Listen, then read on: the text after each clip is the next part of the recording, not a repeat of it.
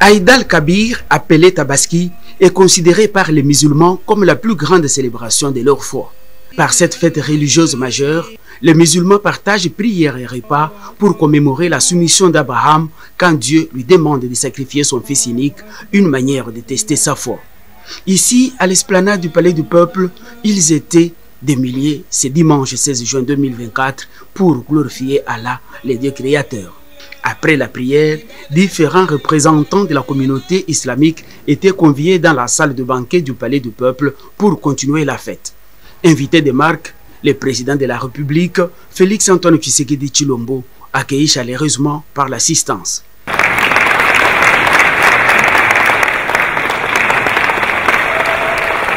Prenant la parole, le chef de l'État a condamné la division au sein de l'islam RDC et toute autre forme de discrimination. Je voudrais par cet acte vous manifester toute l'importance que j'accorde à votre confession. Aujourd'hui, j'ai eu la tristesse d'apprendre par la bouche même de la ministre d'État ici présente que ces divisions sont revenues et elles se sont même encore accentuées. Je vous en prie, je vous en supplie, mettez fin à cette guerre fratricide et inutile. Entendez-vous, et je suis prêt à vous recevoir tous les représentants de ces tendances qui seront conduits auprès de moi par la ministre d'État ici présente pour vous parler moi-même et obtenir de vous que vous organisiez finalement cette assemblée générale qui va permettre de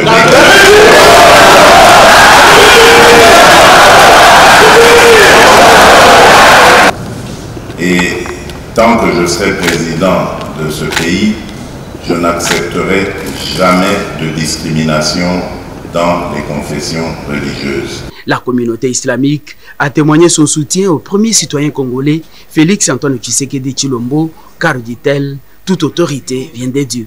Ces musulmans pratiquants ont imploré la grâce de Dieu pour une paix durable en RDC.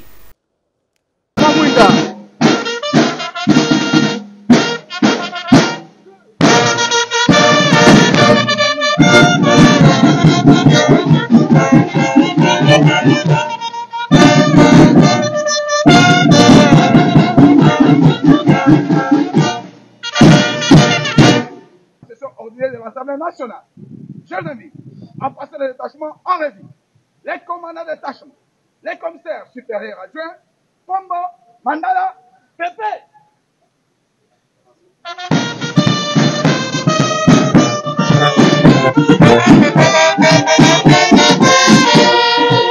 Honorables députés, chers collègues, la saison qui s'achève aujourd'hui met à Paris, sous le signe du courage politique, de l'abnégation et de la détermination des élites qui ont compris que le moment est venu pour construire une cohésion autour des intelligences responsables, de faire un front indivisible face à tout ce qui rend indigne la République démocratique du Congo.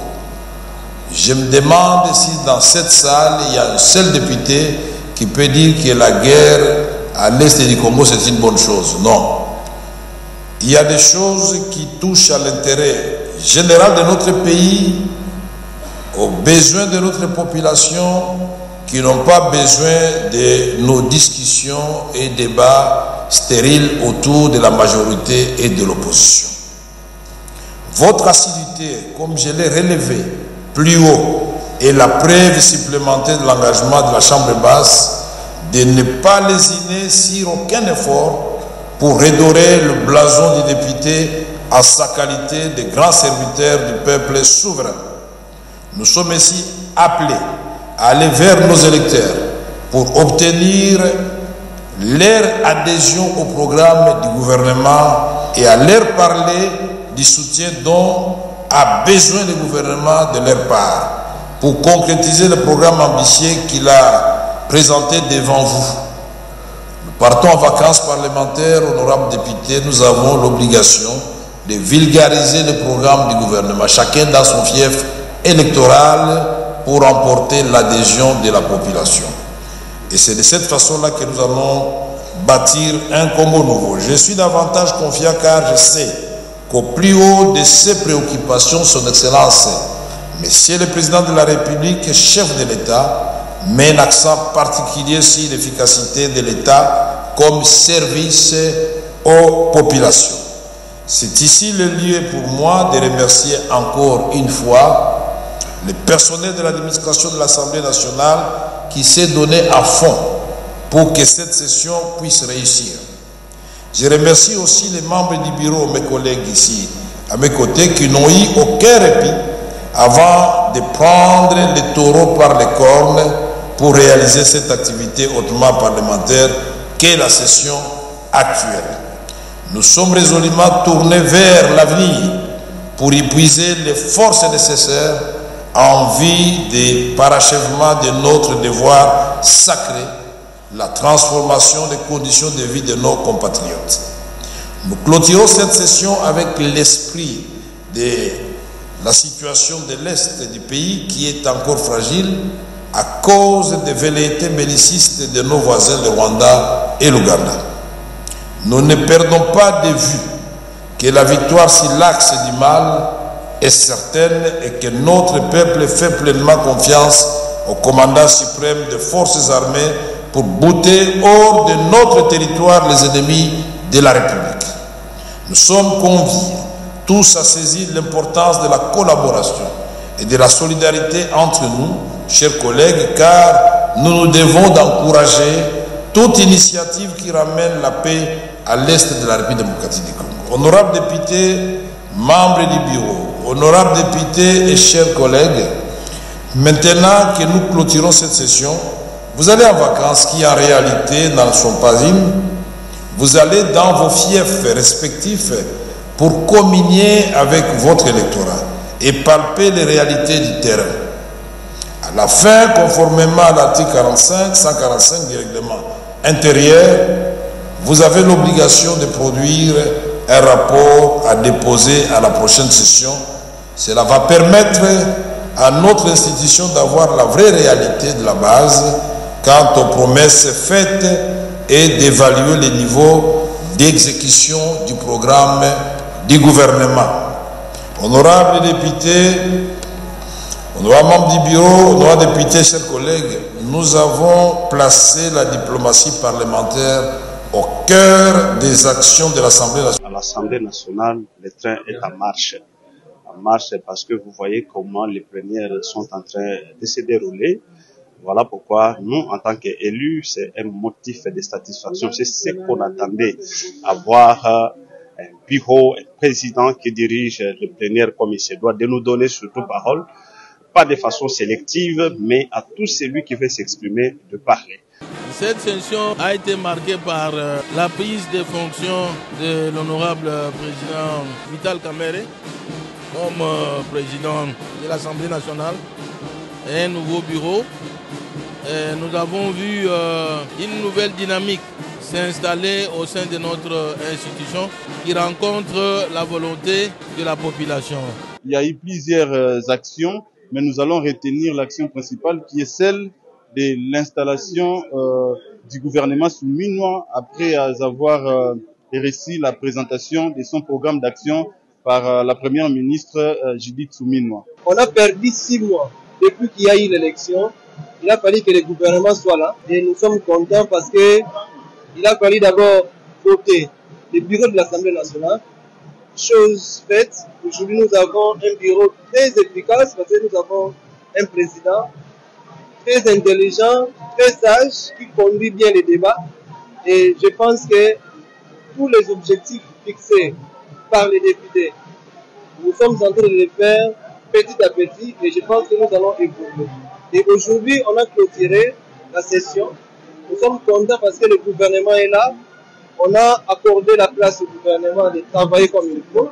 Et je pense que le pays a déjà décollé.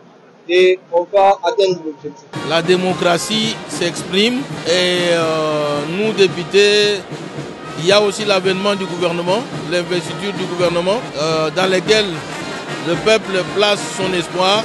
Et voilà les grands événements que je peux dire, mais principalement l'installation de la démocratie au sein de l'institution, la manière de bien diriger les choses en laissant les députés s'exprimer en toute liberté, l'opposition et la majorité. Tout le monde s'exprime, tout le monde a droit à la parole. Félicitations aussi à l'honorable président, l'honorable Vital Kamerhe, parce qu'avec lui, nous pensons que tout a été clair. À ce qui concerne les émoluments des députés, de ceux qui sont habitués toujours à crucifier, à salir les députés, vous avez suivi que nous voulons la clarté. Nous voulons que les choses se passent d'une manière beaucoup plus claire. Et les députés ne touchent que 14 millions de francs congolais. 14 millions de francs congolais autour d'aujourd'hui de 2810 ou 820. Allez-y comprendre, ça ne fait que 5 000 quelques dollars. Et alors, nous n'avons pas compris pourquoi ceux qui étaient à la mandature passée ne pouvaient pas aller dans ce sens-là. Nous, cette mandature, nous tenons absolument, ce n'est pas l'argent, mais c'est le peuple congolais qui nous intéresse. C'est des questions liées à la vie de la population. Et nous pensons que la session de septembre, ça sera quelque chose de très bien. Nous ne pouvons qu'encourager notre bureau. Vous savez, les députés se plaignaient pour la non-ponctualité lors de nos plénières, chose qui a été complètement réparée. Aujourd'hui, il est clairement établi que l'heure indiquée à l'invitation de la plénière pouvait être respectée. Et donc, avec ce nouveau bureau, vous voyez que si la plénière est convoquée à midi pile, le président est là avec tout son bureau et l'on commence la plénière. Avec le nouveau bureau, nous sommes contents parce que les réunions commencent à temps. Ils respectent d'ailleurs, le président arrive avant tout le monde. Chose intéressante. Et l'aider, sa façon de conduire le débat, les droits, il est cohérent et transparent dans sa façon de gérer l'Assemblée nationale. Nous attendons tout simplement les actions concrètes. Je me dis qu'il faut qu'il y ait des hommes et des femmes consciencieux pour relever certains défis dans ces pays. Et c'est possible. Il suffit tout simplement qu'il y ait une prise de conscience des politiques que nous sommes pour que les choses aillent de l'avant.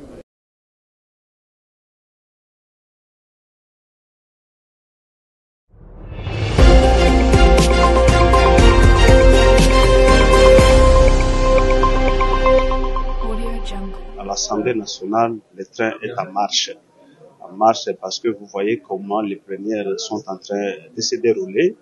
Voilà pourquoi nous, en tant qu'élus, c'est un motif de satisfaction. C'est ce qu'on attendait, avoir un bureau, un président qui dirige le plénière comme il se doit, de nous donner surtout parole, pas de façon sélective, mais à tout celui qui veut s'exprimer de parler.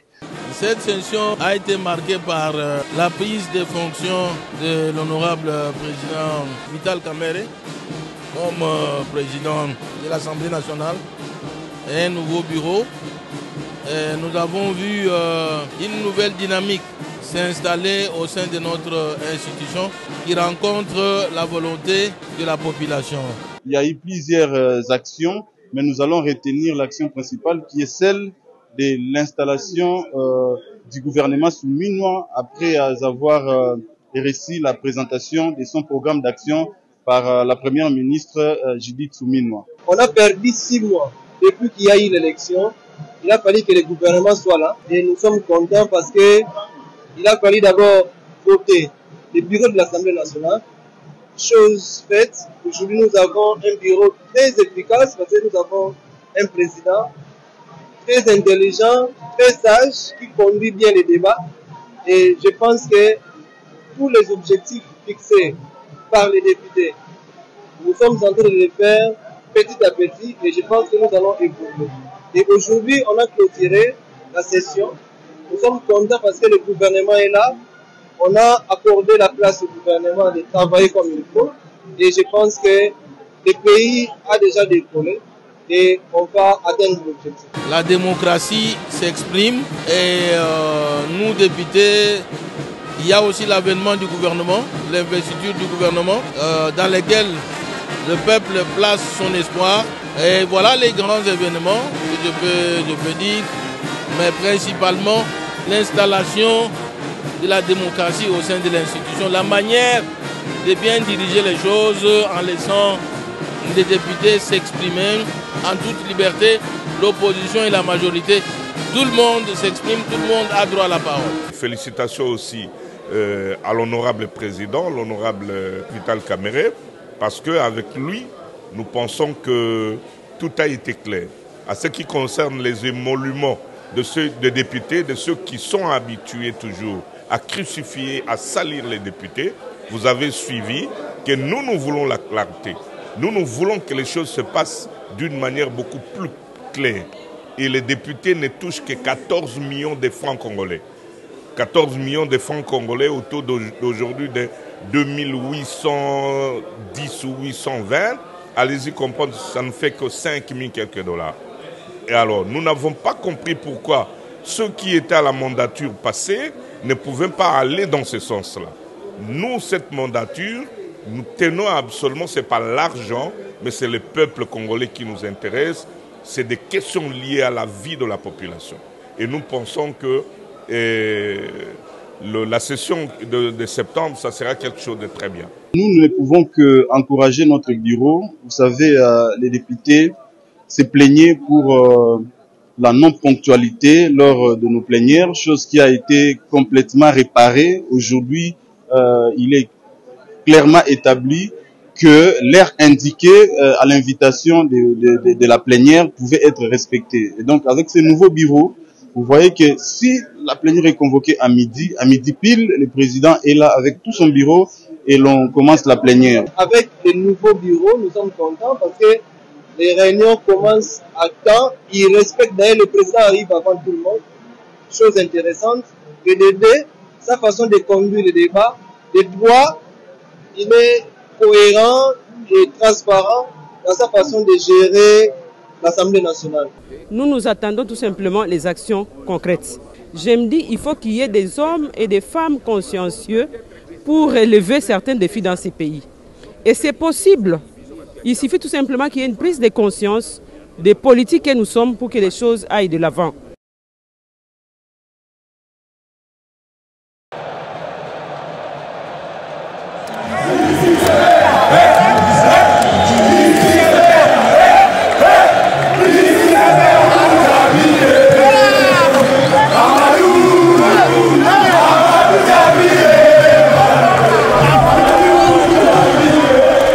L'SV Club sacré vainqueur de la 58e édition de la Coupe du Congo au terme d'une finale qui l'a opposé au FC Céleste sur un score étriqué d'un but à 0 au goût d'inachevé. Toi qui n'as l'esprit moussous, mais tu coupes de moi dans le terrain moussous donc. La finale les a meilleur ou perdant donc.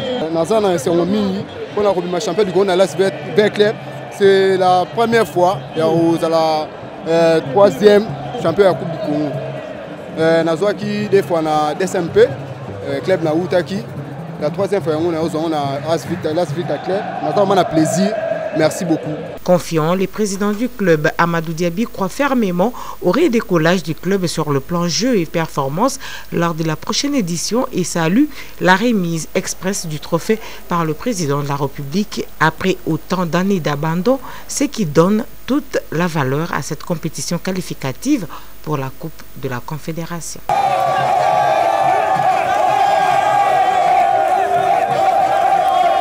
Vous savez que Vita souffrait, on ne pouvait pas recruter. Les autres ont recruté, nous on n'a pas recruté. Donc du coup on n'avait pas la possibilité, mais à défaut, il y a la Coupe du Congo. La Coupe du Congo, vous avez vu que c'est le président de la République qui vient remettre la Coupe. Donc on est plus honoré car le président de la République était là avec manière, on est très content.